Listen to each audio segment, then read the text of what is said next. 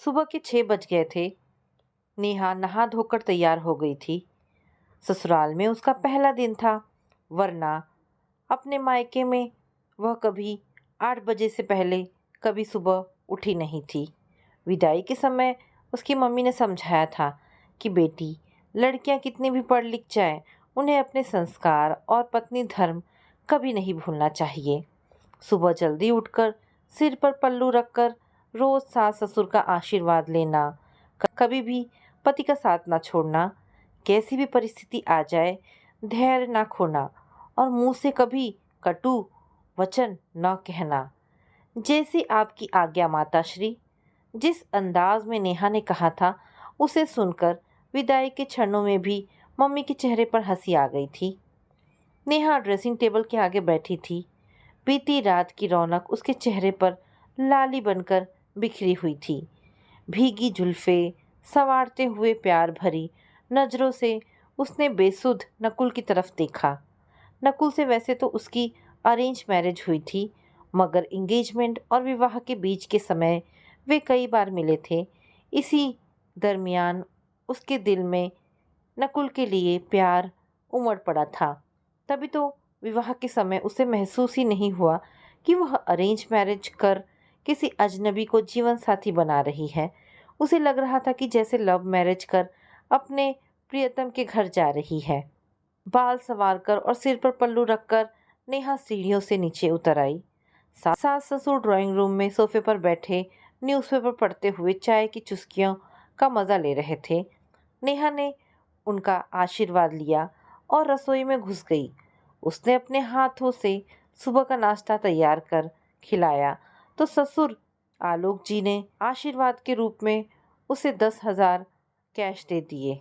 सास नीलम ने भी अपने गले से सोने की चैन निकाल कर दी। तब तक नकुल भी तैयार होकर नीचे आ चुका था। नकुल ने नेहा को बताया था कि अभी दफ्तर में कुछ ज़रूरी मीटिंग्स हैं, इसलिए 2-3 मीटिंग्स और दूसरे काम निपटाकर अगले हफ्ते दोनों हनीमून के लिए शिमला निकलेंगे। इसके लिए नकुल ने 10 दिनों की छुट्टी भी ले रखी थी। नकुल का ऑफिस टाइम 10 बजे का था। ऑफिस ज़्यादा दूर भी नहीं था और जाना भी अपनी गाड़ी से ही था। फिर भी नकुल 9 बजे घर से निकल गया तो नेहा को कुछ अजीब लगा, मगर फिर सामान्य होकर वह खाने की तैयारी में जुट गई। अब तक काम वाली मालती भी आ गई थी। नेहा को ऊपर से नीचे तक तारीफ भरी नज़रों से देखने के बाद मालती धीरे से बोली, शायद अब नकुल भैया उस नागिन के चंगुल से बच जाएंगे।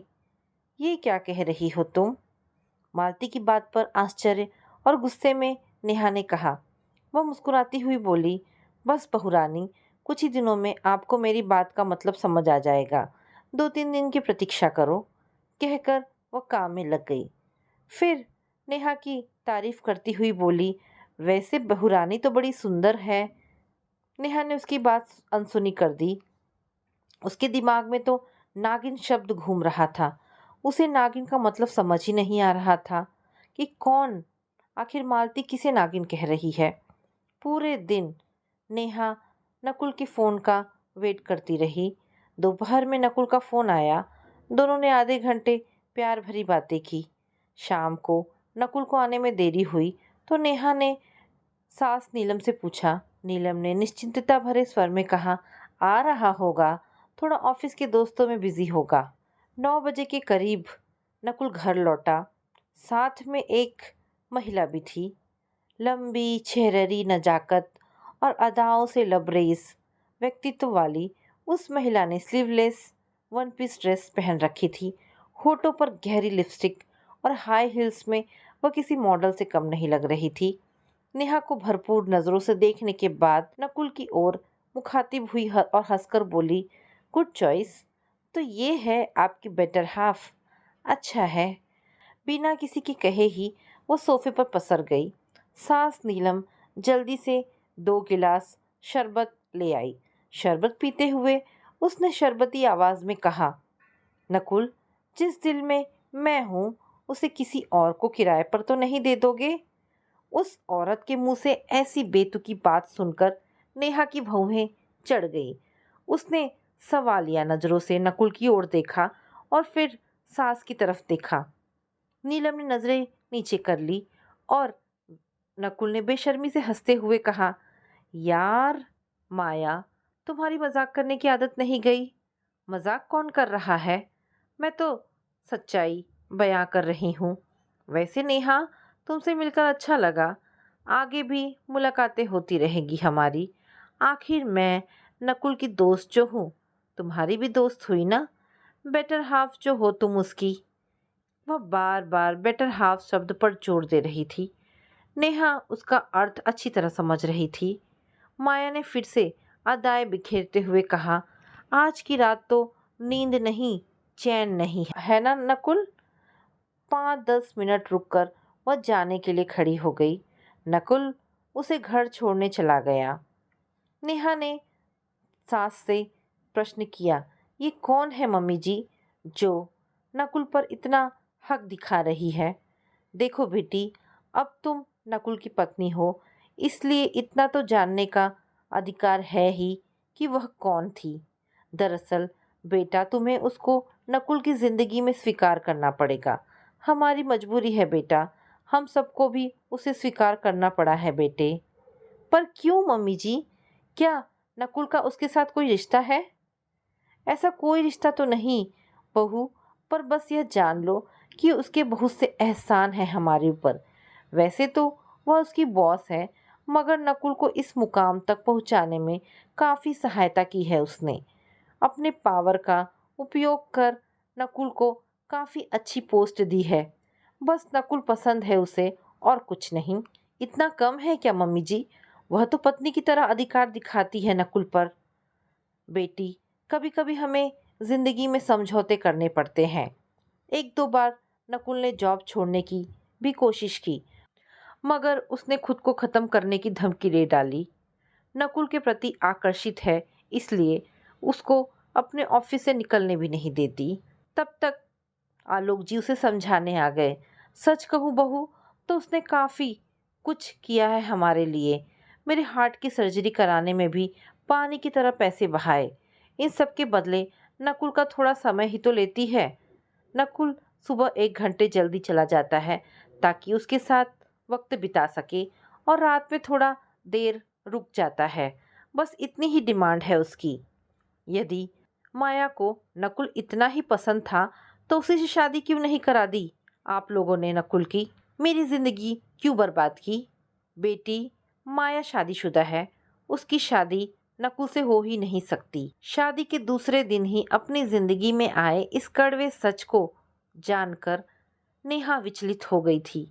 सोचा मम्मी को हर बात बता दे और सब कुछ छोड़कर मायके चली जाए, मगर फिर मम्मी की कही बातें याद आ गई कि हमेशा धैर्य बनाए रखना। आधे घंटे में नकुल वापस लौट आया।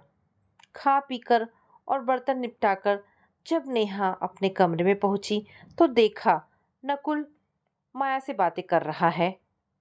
नेहा को देखते ही उसने फोन काट दिया और नेहा को बाहों में भरने लगा। नेहा छिटक कर अलग हो गई और उल्हाने भरे स्वर में बोली, मेरी सौतन से बातें कर रहे थे ना? नकुल हंस पड़ा। अरे यार, सौतन नहीं है वह, बस मुझ पर मरती है और मैं भी उसके साथ थोड़ा बहुत हुकअप कर लेता हूँ। सुंदर है, साथ चलती है तो अपना भी स्टैंडर्ड बढ़ जाता है।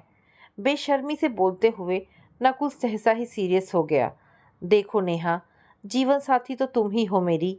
मेरी जिंदगी का हर रास्ता लौटकर तुम्हारे पास ही आएगा। वह तो ठीक है नकुल, मगर ऐसा कब तक चलेगा? इस माया को तुम में इतनी दिलचस्पी क्यों है? कहीं ना कहीं तुम भी उसे भाव देते होगे, तभी तो उसे आगे बढ़ने का मौका मिलता है। देखो नेहा, मेरा तो एक ही फंडा है, थोड़ी खुशी मुझे मिल जाती है और थोड़ी उसे। इसमें गलत क्या है? ऑफिस में मेरा पोजीशन भी बढ़ाती है और मैं उसे थोड़ा प्यार दे देता हूँ, बस इससे ज़्यादा और कुछ नहीं। दिल में तो केवल तुम ही हो ना। कहकर नकुल ने लाइट बंद कर दी और न चाहते हुए भी नेहा नकुल की बाहों में समा गई। समय इसी तरह निकलने लगा। लगभग रोजाना ही माया घर पर आ धमकती। वह जब भी आती नकुल के साथ फ्लर्ट करती, अदाएं बिखेरती और नेहा पर व्यंग कसती। एक दिन नकुल के बालों को अपनी उंगली में घुमाते हुए शोक आवाज में बोली, एक राज की बात बताओ नेहा, तुम्हारे काम आएगा। नेहा ने कोई उत्तर नहीं दिया, मगर माया ने बोलना जारी रखा। पता है नकुल कब खुद पर काबू नहीं रख पाता? कब? नकुल ने टोका तो हंसते हुए माया बोली, जब कोई लड़की हल्के गुलाबी रंग की नाइटी पहनकर उसके पास आ जाए, फिर तो नकुल का खुद पर भी वश नहीं चलता। सुनकर नकुल सकपका गया और माया हंसती हुई बोली, वैसे नेहा एक बात और बताओ। नकुल के बिल्कुल पास पहुंचते ही माया ने कहा तो नेहा का चेहरा गुस्से से लाल हो गया। नेहा को और भी ज़्यादा जलाती हुई माया बोलने लगी, वाइट टी शर्ट और ब्लू जीन्स में तुम्हारा पति इतना हैंडसम लगता है कि बस फिर दुनिया का कोई भी पुरुष तुम्हारे पति के आगे पानी भरे। नेहा ने कोई जवाब नहीं दिया, मगर माया ने अपने फ्लर्टी अंदाज में बोलना जारी रखा, जानते हो नकुल, तुम्हारी कौन सी अदा और कौन सी चीज़ मुझे अपनी तरफ खींचती है। नेहा का गुस्सा देख नकुल माया के पास से उठकर दूर खड़ा हो गया तो नजाकत के साथ उसके पास से गुजरती हुई माया बोली, ये तुम्हारा सब जानकर भी अनजान बने रहने की अदा, तौबा, दिल का सुकून छिन जाता है जब तुम्हारी निगाहों में अपनी मोहब्बत देखती हूँ। चलो अब चलती हूँ मैं, वरना कोई गुस्ताखी ना हो जाए मुझसे। इस तरह की बेशर्मियाँ माया अक्सर करती। हनीमून पर जाने से 2 दिन पहले की बात है। उस दिन संडे था। नकुल सुबह से ही अपने कंप्यूटर पर कुछ काम कर रहा था। नेहा दोपहर के खाने की तैयारियों में लगी थी। तभी दरवाजे पर दस्तक हुई तो नेहा ने जाकर दरवाज़ा खोला। सामने माया खड़ी थी, खुले बाल, स्लीवलेस बॉडी, हंगिंग टॉप और जीन्स के साथ डार्क रेड लिपस्टिक में। उसे देखकर नेहा का चेहरा बन गया। माया नकली हंसी बिखेरती हुई अंदर घुस आई और पूछा, नई दुल्हन, आपके पति जी कहाँ हैं? वे अपने कमरे में काम कर रहे हैं। ओके, मैं मिलकर आती हूँ। आप बैठिए, मैं बुला कर लाती हूँ। नेहा की इस वाक्य पर माया ठहाके मारकर हंसती हुई बोली, आंटी सुना आपने? आपकी बहू तो मुझसे औपचारिकताएं निभा रही है। उसे पता ही नहीं कि मैं इस घर में किसी भी कमरे में किसी भी समय जा सकती हूँ। कहते हुए वह नकुल के कमरे की तरफ बढ़ गई।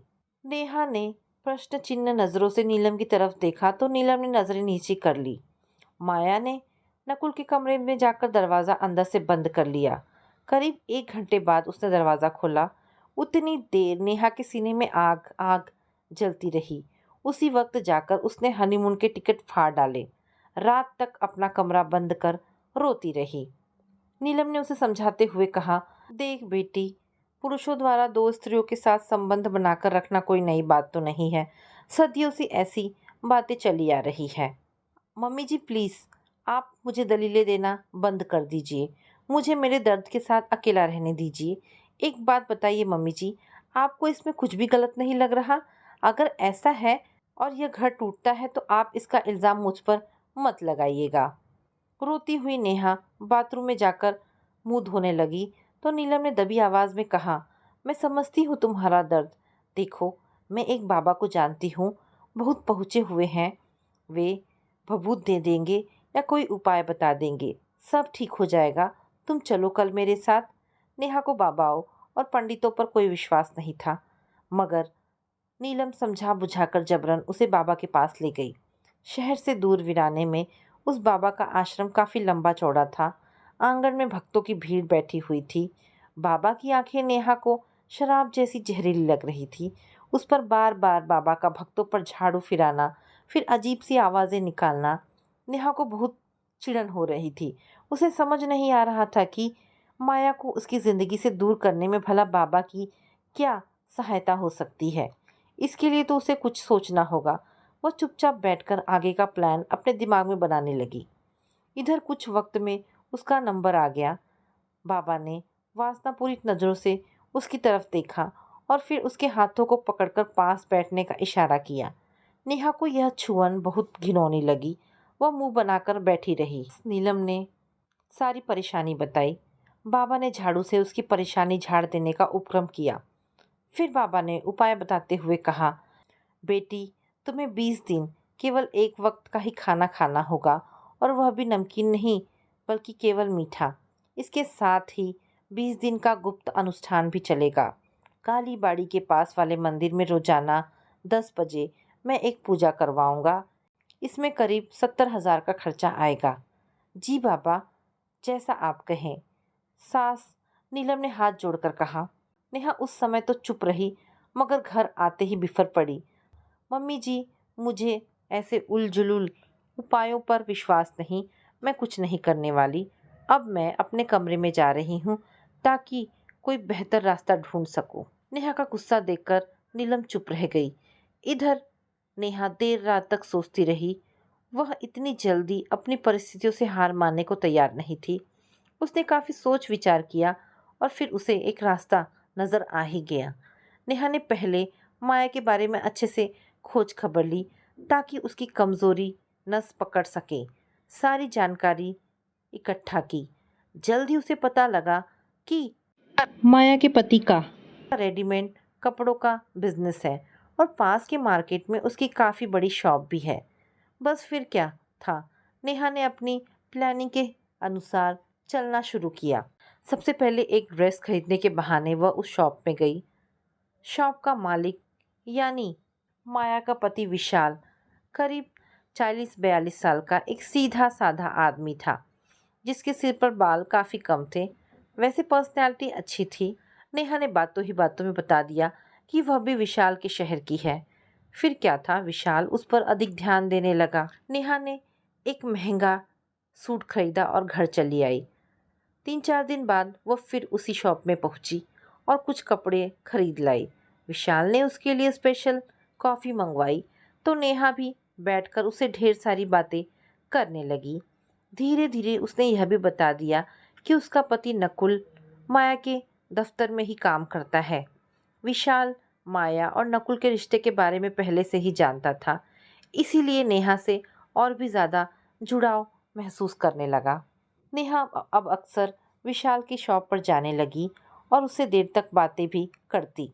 जल्द ही विशाल से उसकी दोस्ती इतनी गहरी हो गई कि विशाल ने उसे अपने घर आने को भी इनविटेशन दे दिया। अगले ही दिन नेहा माया की गैर मौजूदगी में विशाल और माया के घर पहुंच गई। विशाल ने उसकी काफ़ी अच्छी आवभगत की और दोनों ने दोस्त की तरह साथ वक्त बिताया। चलते समय नेहा ने जानबूझकर माया के बेड पर कोने में अपना हेयर पिन रख दिया।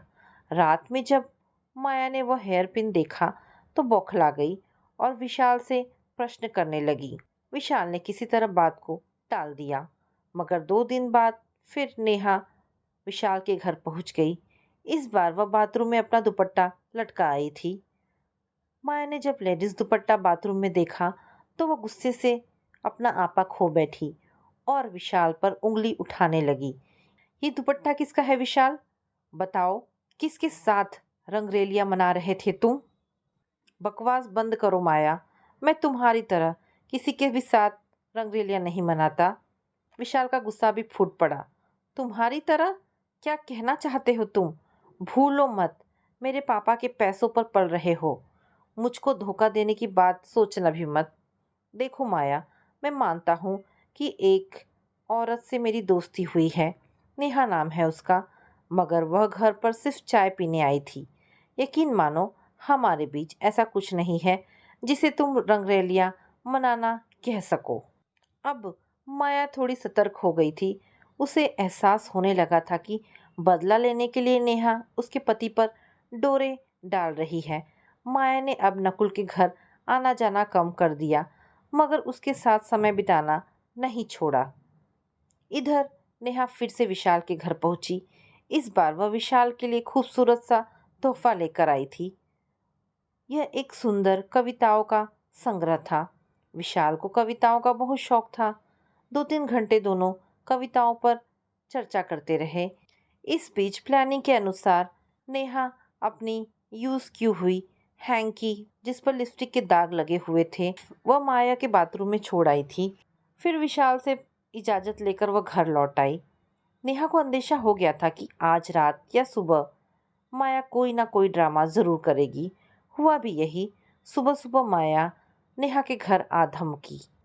वो बाहर से ही चिल्लाती आ रही थी कि अगर मेरे पति पर डोरे डाले तो अच्छा नहीं होगा। नेहा, मेरा पति सिर्फ मेरा है। हंसती हुई नेहा रसोई से बाहर निकली और बोल पड़ी, मान लो मैं तुम्हारे पति पर डोरे डाल रही हूँ, तो अब बताओ क्या करोगी तुम? मेरे पति पर डोरे डालोगी? वह तो तुम पहले ही कर चुकी हो। आगे बताओ और क्या करोगी? नेहा का प्रश्न सुनकर वो बिफर पड़ी। चीखती हुई बोली, खबरदार नेहा, मेरे पति की तरफ आंख उठाकर भी मत देखना, वरना तुम्हारे पति को मैं जॉब से निकाल दूंगी। तो निकाल दो ना माया, मैं भी यही चाहती हूँ कि वह तुम्हारे चंगुल से आज़ाद हो जाए। हंसी आती है तुम पर। मेरे पति के साथ गलत रिश्ता रखने में तुम्हें कोई परेशानी नहीं है, मगर तुम्हारे पति की ओर कोई देख भी ले तो तुम्हें प्रॉब्लम हो जाती है। कैसी औरत हो तुम, जो औरत का दर्द ही नहीं समझ सकती? जो दर्द तुम नहीं सह सकती, वह दूसरों को क्यों देती हो? दूर खड़ा नकुल दोनों की बातें सुन रहा था। उसकी आंखें खुल गई। मन ही मन नेहा की तारीफ कर रहा था। कितनी सच्चाई से उसने गलत के खिलाफ आवाज उठाई थी। अब तक माया भी सबके आगे अपना मजाक बनता देख संभल चुकी थी। नेहा की बातों का असर हुआ था या फिर खुद पर जब बीती, तो उस जलन के एहसास ने माया को सोचने पर मजबूर कर दिया था। उसके पास कोई जवाब नहीं था। घर लौटते समय वह फैसला कर चुकी थी कि आज के बाद नकुल पर वह अपना कोई अधिकार नहीं जमाएगी और उससे दूर ही रहेगी। तो दोस्तों, ये छोटी सी कहानी यहाँ पर समाप्त होती है। आशा करती हूँ कहानी पसंद आई होगी। अगर कहानी पसंद आई है तो प्लीज़ इसे लाइक एंड शेयर करें। दोस्तों, ऐसी ढेरों पारिवारिक कहानी सुनने के लिए हमारे चैनल को प्लीज़ सब्सक्राइब करें। धन्यवाद दोस्तों।